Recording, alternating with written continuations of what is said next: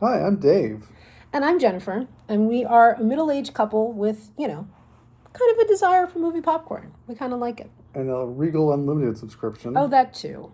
I will point out that this video is not condoned, approved, or made with the knowledge of the Regal Corporation. That's true. They'd probably try to stop us if they could.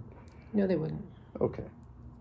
So we went and saw a movie because that's what we do. We see a lot of movies. And Well, we are going it's. to make a video for every movie we see together in 2025. That's true. But it actually has been a couple of weeks since we have made a video together. Scandalous. Pretty scandalous. The last movie we saw together was Juliet and Romeo, the classic for the ages.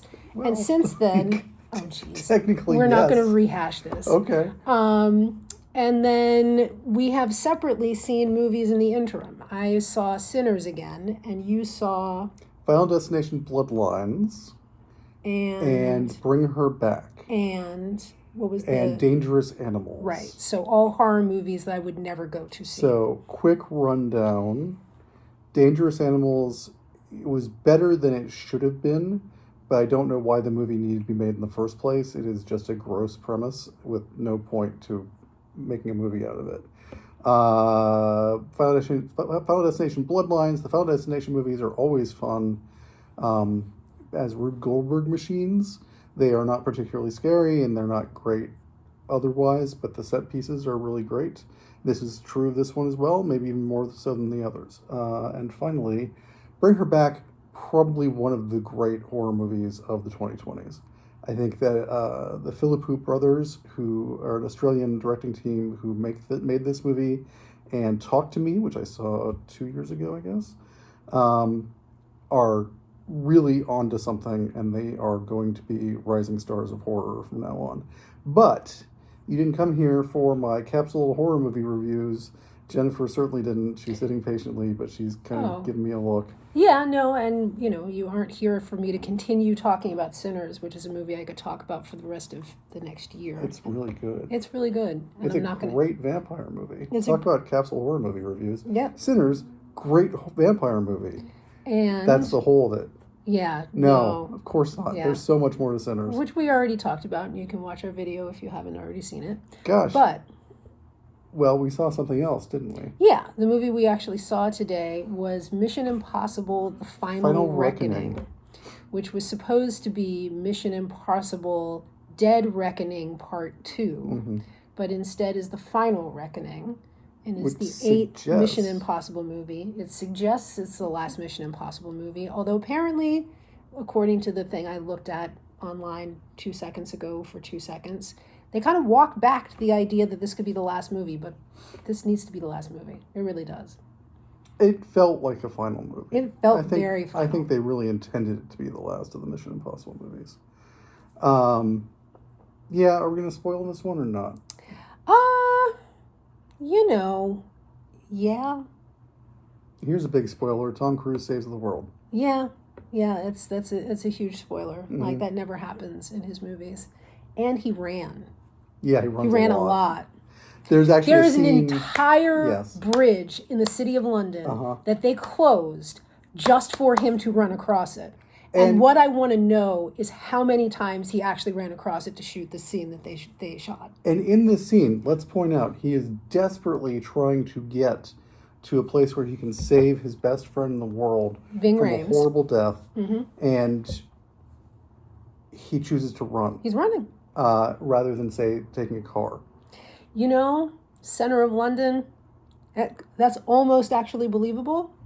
But then he also needs to do some kind of crazy run across South Africa. Less believable. Yeah, he did a lot of running in this one. He also does some treadmill running to prepare for being able to go into a submarine. The submarine. To leave a submarine. Well, to get down and be able to get through it and then get out of it. And yeah, I found that whole sequence utterly terrifying. So if you saw the 7th Mission Impossible movie, I think it's in that previous one. I don't think it's an earlier one than that. I don't fucking know.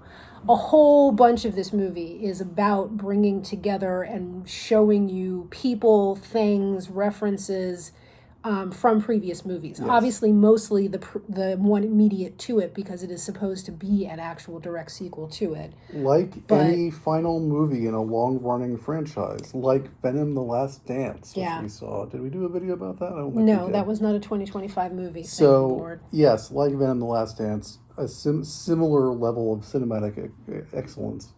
No, this movie is much, much better. Yeah, oh my God, that was a piece of trash. It was Trash. Trash.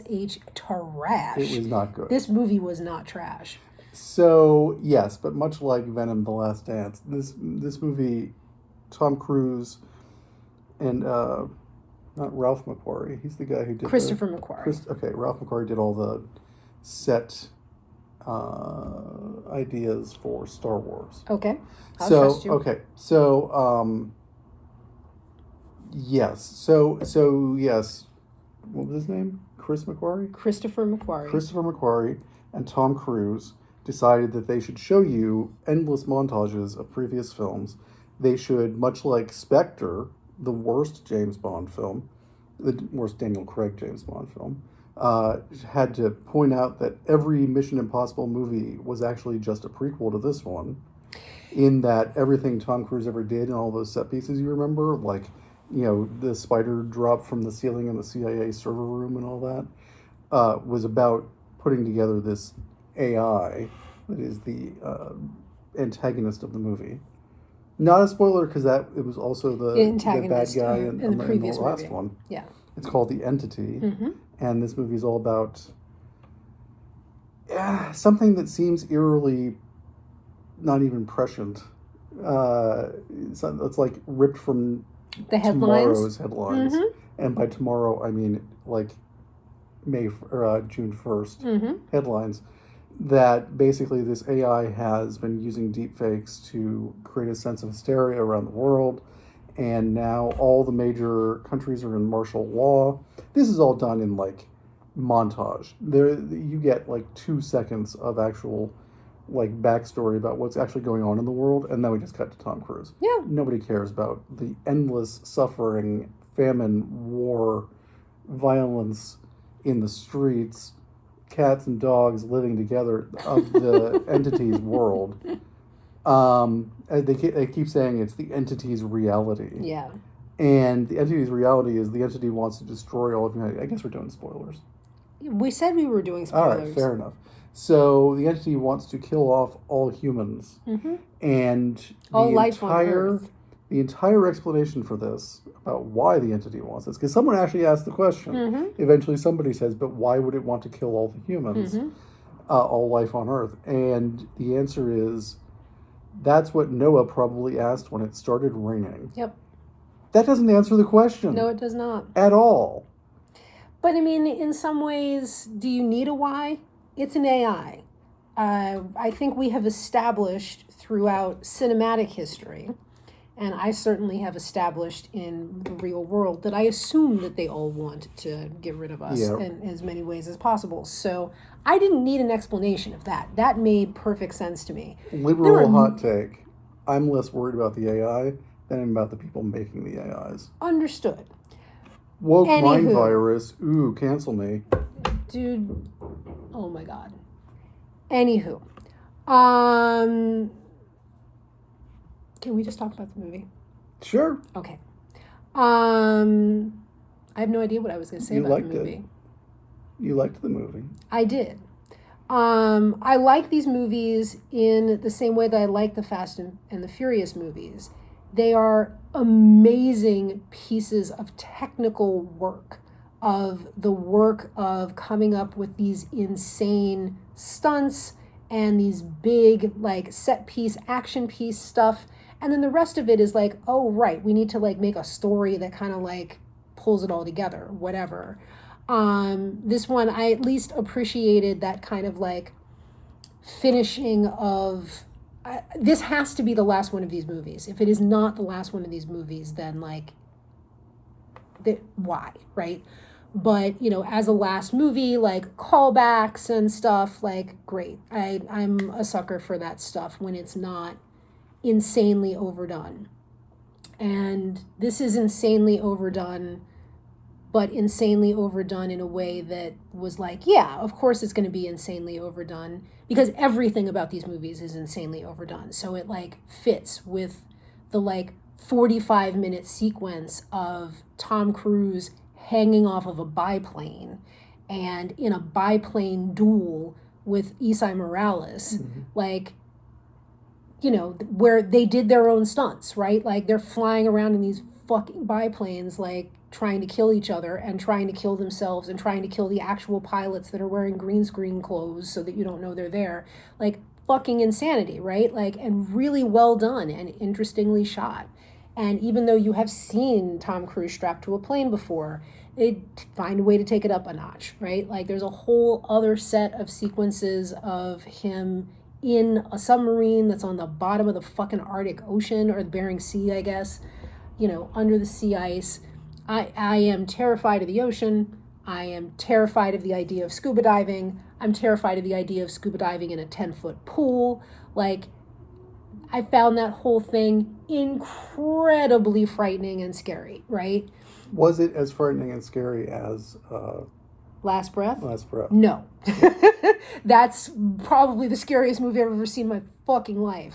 That and Gravity, right? Like, So, come on now.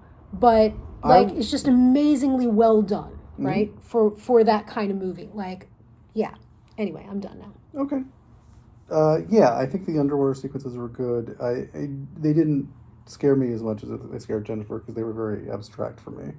Like it's just, oh look, they're in water, and you're in water. So in the scary bits are submarine in the like submarine that's rolling over, and then there's he's like dodging torpedoes and stuff that are falling off their racks. Yes, and yeah, that and stuff then was it's pretty water, scary. and it just But they build up. They spent. Oh my God! They spent at least half an hour of this movie telling you about the bends and about decompression sickness and then they shot him doing it Trimix underwater, and like all kinds of things.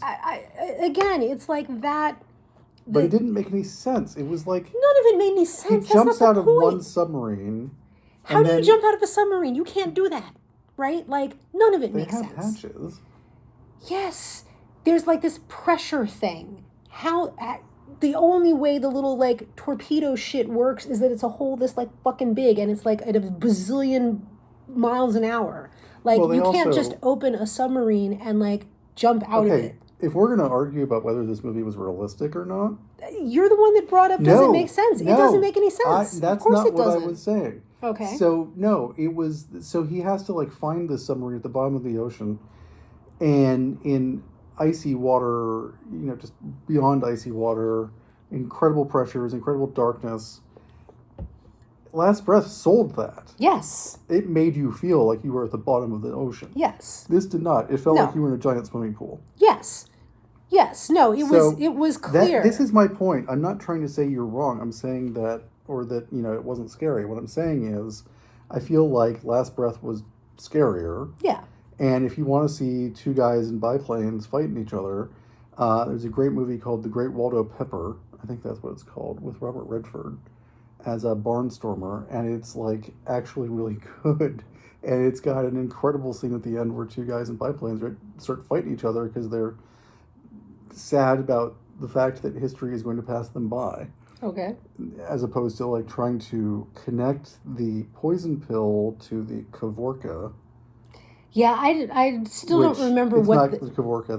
That's the smell of the animal from Seinfeld. But anyway, some kind of like Pavlova? No, not Pavlova. It's some kind of drive that they had to take out of the submarine. Yeah. And then you attach it to a thumb drive. Somehow they are completely compatible. It's the source code for the entity. And then a poison pill that Luther created. That will Rames. That blah blah blah blah blah. Like it's just words. Like it's MacGuffin-y words. Like it doesn't make a lick of sense, and it doesn't even make a lick of physics sense. And the swimming they trap the entity in a light bulb. And don't squish it. Yeah, they were supposed to destroy it. Why wouldn't you destroy it? Like, it doesn't make any sense. And Tom Cruise doesn't even have it at the end, doesn't he? Doesn't even give it. He gives it back to Haley Atwell. Haley Atwell gives it to him, and he takes it. I thought he gave it back to Haley Atwell. No, he took it. I was fully expecting a little flourish at the end where it turns out that she pickpocketed it, and then like Simon Pegg is like, and holds out his hand, and she's like, "Oh, fine," and hands it over to him. Nope. No, nothing like that. Yeah, but he doesn't break the damn thing. It's still there. That's why there's an opening for there to be another movie. The opening is that Tom Cruise Isn't dead. and this utter spoiler, but cool. I will grant them this absolute cool moment that made me laugh out loud. So he jumps out of a burning biplane. The biplane is completely engulfed in flames when he jumps out, pulls his parachute, and he's starting to like jam the two computer pieces together like these fucking the ape in 2001 hitting thing with a femur, and his parachute catches on fire. So he's falling to his death and still trying to shove these two computer pieces together. Because otherwise the world will end if he doesn't do it. Because otherwise the world will end if he doesn't do it. He's going to die. It's very clear he's going to die. His chute is gone. He pulls his reserve chute and nothing happens. He's still trying to jam these computer pieces together. I bought it for a second. Like, oh, okay, this is, like James Bond at the end of... No Time to No Die. Time to Die, which bad title because he very much had Time to Die. So I bought that Tom Cruise is just going to go splat, and no, we then cut to almost immediately. This is a thing I hate in movies where they have somebody do this incredible sacrifice move, and then immediately cut to like, oh no, they're fine. Yeah. Like I like it when it's a dog. Like a dog runs into a building and the building explodes. And you're like, no, the dog. And then you see, oh no, the dog is running out of the back door and he's fine. I like that. But when Tom Cruise does it, not so much. So, yeah, they cut to Tom Cruise just stand there doing just fine. His reserve chute did open. His reserve chute opened. He's a little beat up and he's limping a slight bit. There are some like South African goat farmers or somebody who wave at him. And he's like, oh, I guess I'm still alive. Hi. Yeah. And then it's like, and then we see the entire team gathered one last time. To look at the little light bulb and go, oh, yep, we did it. We're pretty cool. And then we cut to black. And it's like, okay, so there's going to be more. There will definitely be more. There shouldn't be more. There's really no need. I still don't actually need to see Tom Cruise die on screen. And that if he dies doing one of these stunts, they are going to show the movie anyway. Oh, of course. Yeah. I'm sure he has it written into the contract that you create some movie around it and make this shit legendary. Like, for sure.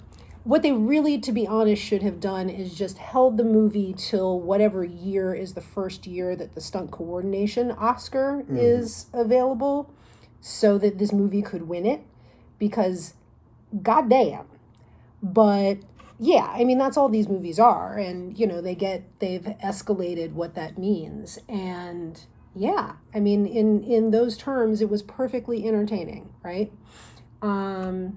But yeah, it's insanity, Like, Ving Rhames dies for literally no reason. There was no reason for him to die. Right. Simon Pegg survives for no reason. For no reason. There was every reason for him to die. And Tom Cruise survives for no reason when there's every reason for him to die. Like, Palm Clementif is in this movie. The world's worst French. It's hilarious. We noticed this after the fact. So it's like Palm Clementif's character in this movie I think her name is Paris? Yes. Okay. Because her entire character is that she's French. Yep. And she can only speak French. Yeah. She cannot speak any other language. Yep. And yet every single character in the movie understands her perfectly, despite the fact that her French is complete nonsense. And she understands other people speaking English. Yes. Sometimes people do speak French to her. Tom Cruise speaks terrible French to her. Simon Pegg speaks terrible French to her. But for the most part, people speak in English around her and to her. And she understands it, and she responds in French. And so I realize this is exactly like the droids in Star Wars movies, who can only go beep boop, and yet Luke Skywalker knows exactly what they're saying. Yeah. It might as well be arf arf. What's that, lassie? Timmy's trapped in the well? Pretty much it. Yep. Yeah. So, yeah, and there were other characters in this movie. No reason for them to be there, except they were in the last one. Sure. Yeah. As one would expect. And two kind of new characters, although one of them is actually a very old character. Not a new character at all. an actor from the very first Mission Impossible movie, is here. A character whose life Tom Cruise ruined in the Yes. first Mission Impossible movie. And he's here largely so he can meet Tom Cruise and say, "You didn't ruin my life at all. You gave me my, an amazing, my life is amazing life." great because you got me fired from the CIA." Yeah. Got me, he wasn't fired from the Okay. CIA. He was working for the CIA, but he's, in a sound station in Alaska with an Inuit woman and a whole bunch of sled dogs. So, upshot, like all Mission Impossible movies, this is incredibly dumb fun, but it is fun. It's big, dumb fun. It is absolutely popcorn movie stuff. The one thing that I always forget, and it always surprises me in these movies, is that Macquarie or Tom Cruise or somebody has it in their contract. There must be one scene of absolute slapstick in the movie. Tonally wrong for the scene, completely tonally wrong. In the last one, it was the little car in Paris. They get in this ridiculously small car in Paris, and they end up and they're handcuffed together. That's but then right. they flip the car over and they end up on opposite sides. And they look down like, how did that happen? Because the handcuffs shifted positions too. I think that was Rome. Was it Rome? Yeah, Okay. it was Rome because it was the same year as the Fast and the Furious movie where they're also driving around Rome. I thought it was Paris because that's where they met Pon Clemente. Yeah, but maybe it's Paris, maybe it's Rome. I don't know. So that movie had that scene in it. This one has a scene where Tom Cruise and Haley Atwell are being held prisoner in a dungeon and about to be tortured to death. It's a very grim scene. He's like, whatever happens, hold out as long as you can. It's just pain. It's just pain. And then, so he manages to get out of his handcuffs. Of course he does. And there's a little bit of a fight scene. And then he says, remember when I said it was just pain? I didn't actually mean for us. And then the movie cuts away to look at her face while she watches him murderize, torture, and dismember 5 or 6 people. And then we see a brief moment of her looking over to see a guy with a meat tenderizer sticking out of his chest. And it cuts back to her, and she's like, what did I just see? And Tom Cruise is like, don't worry about it. You did great. But we have to go. Let's go. And it's never mentioned again. Yeah, well, he's also basically naked. For absolutely no reason. That was the other thing. Yeah. Tom Cruise spends a lot of this movie naked. Yeah. In little Tom Cruise briefs. Yeah.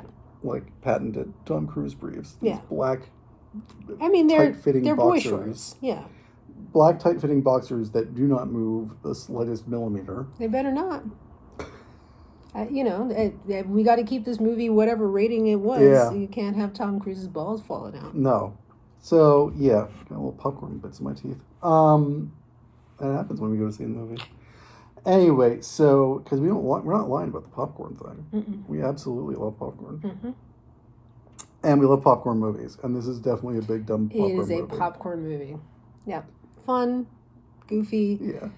Technically just, like I said, interestingly done and well done. Anything else you want to say about it? Surprisingly small number of actual locations. A lot of it is... Well, a lot of it's just montages. Well, it's montages, but it's all inside, right? It's all on soundstage work. There isn't a whole lot of actual going from place to place, which I kind of found surprising. But I guess if you're going to do, an action kind of film like that, keeping as much of it as you can in contained space makes it more possible. But yeah. Why not?